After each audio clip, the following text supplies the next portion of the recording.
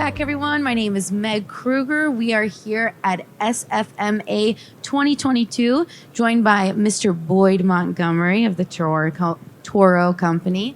And so you had a session here earlier today, and you talked about business lessons that can be applied to sports field management.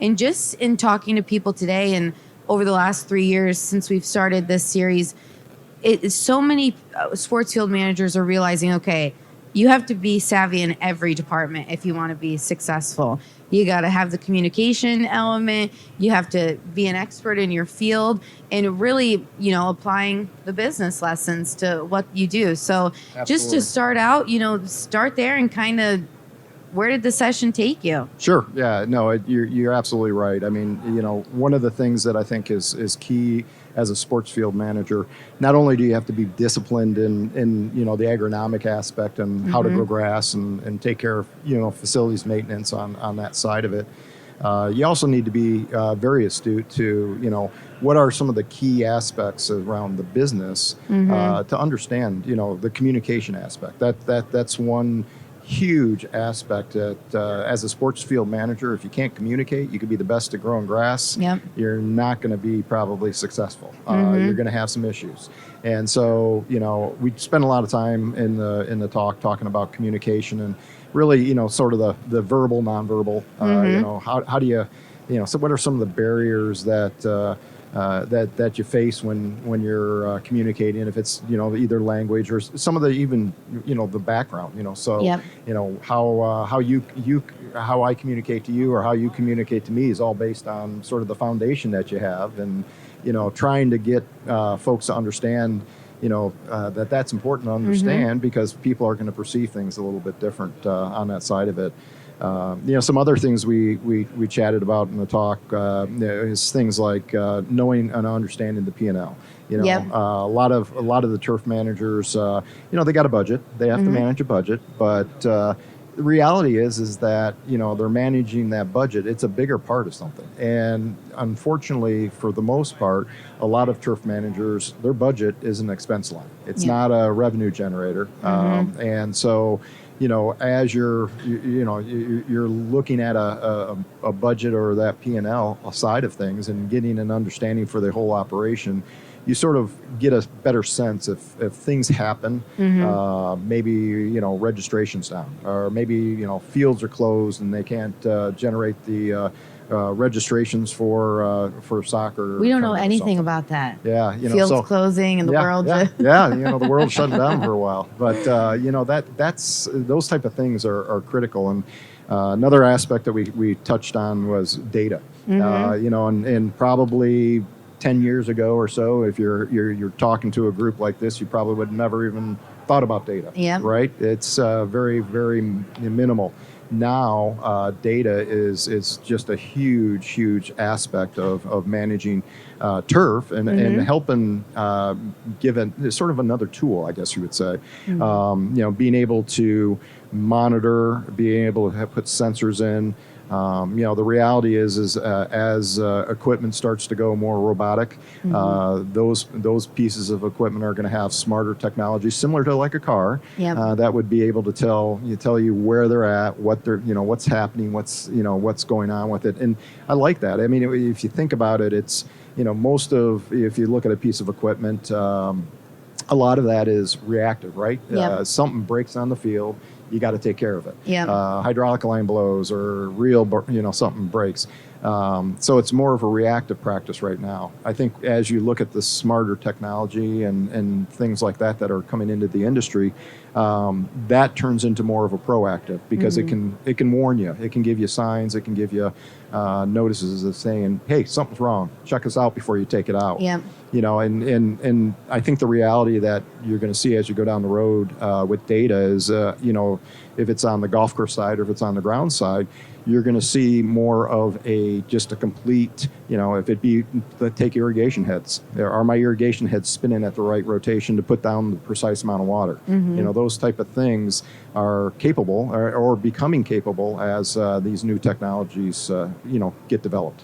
Definitely. And learning how to utilize those data points to help secure you spot at the table so that Yep. you're involved in those decisions, using it to help justify your bottom line.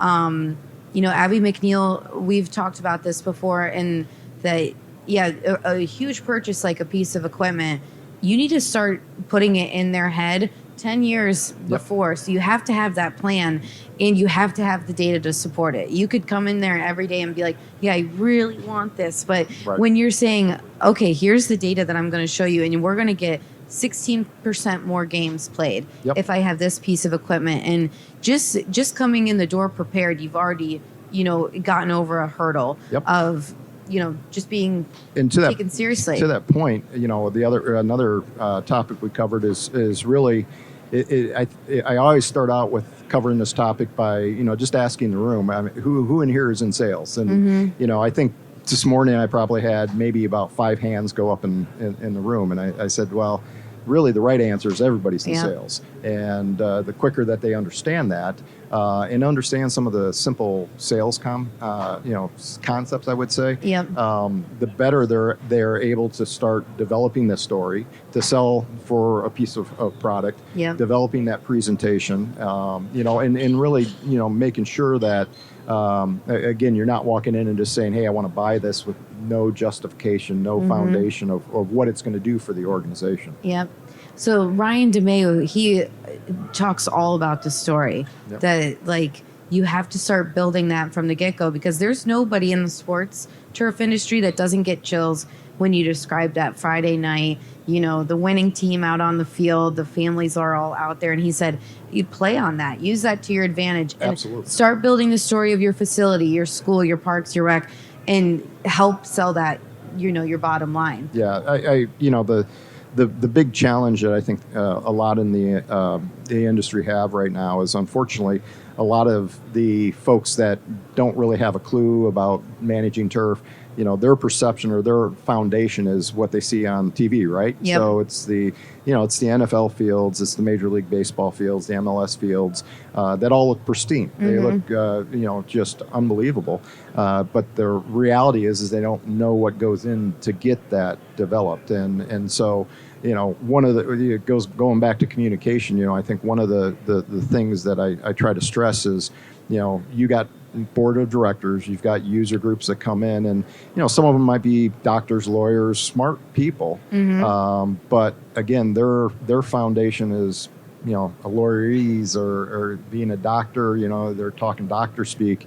And the reality is trying to craft the story that you can use maybe some of their foundation to say, this is how it would be applicable to managing a living, breathing organism like grass. So very cool. And as far as, a lot of the conversations here have been all about encouraging, inspiring this next generation that, we really want to be the leaders of SFMA. So what would you say to, a student here or somebody considering this as a career, what are some of those business lessons that they should start getting under their belt so that they can be successful day one? I think first off, before they even consider it, they have to have passion for it, right? Of course. Because if you don't have passion for your job, you're probably not going to. Especially in this industry, it's not going to happen. You're not going to enjoy it. So, I think passion is really important. But I think some of the foundations, again, probably a business class would be great to get a good foundation. You don't have to be a financial analyst or any of that, but just to understand, again, the P&L, understand some of the sales concept, understand how to put a sales presentation together, being able to do those type of things. The data side of it, that's a little bit more challenging because you're not going to want to go into engineering or take any of these math classes. People don't like that, but the better. But it could be as simple as just surveying your user groups. Absolutely. Saying, hey, what did you like about this? I mean, and that could go a long way with the higher ups. Yeah. I think, one of the things I think that make turf managers successful is that, they have such a passion for providing the safe playable field.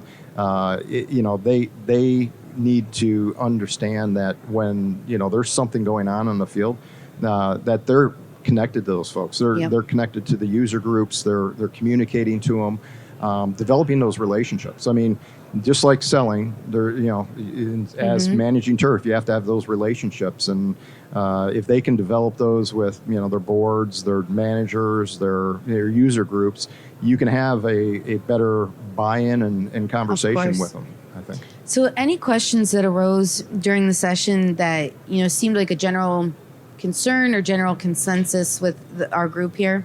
No, we had some good questions. I think one of the things that was good is actually my replacement in Sylvania, Brian Hall, was in the room and used him for an example when we were talking about sort of the finance side of things. And a lot of times you hear, especially in Parks and Rec, that, hey, I pay taxes. I have every right to go out, walk on the field, do what I want to do out there, and stuff like that. And the reality is, they pay taxes, they support it, but there's a cost to that. And one of the things that I started early on was trying to understand what that cost was when we were asked to host a tournament, asked to do any other activities that were out there.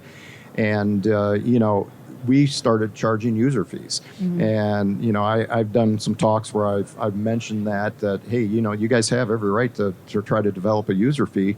Now, some of the people that pay for the programming and stuff like that to participate in like a soccer or whatever, those fees that come into the department would support it. But these external events that are outside of the normal stuff that you're doing are adding all the wear and all the additional cost.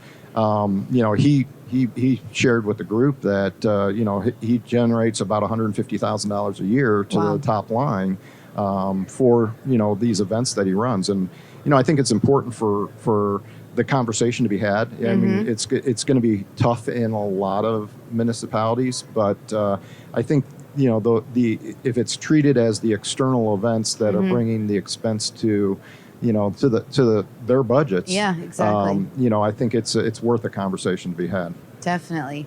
And I remember talking to Brian. I think we talked about baseball tournament prep, and he just gave me a scope of what they're handling there. And that's such a good point. Is like, the real impact on that field is happening because of these events, and a lot of them are coming from out of town. So so that's very interesting point. A great thing to consider. So.